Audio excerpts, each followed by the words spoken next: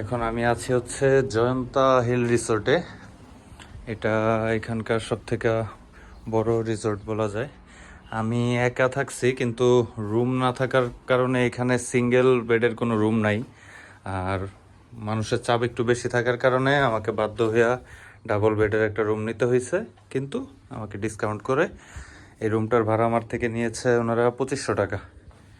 এটা non AC, কিন্তু এখানে অনেক ঠান্ডা পড়ে রাত্রে, দুইটা ফ্যানের ব্যবস্থা ছিল। আর এই যে এটা হচ্ছে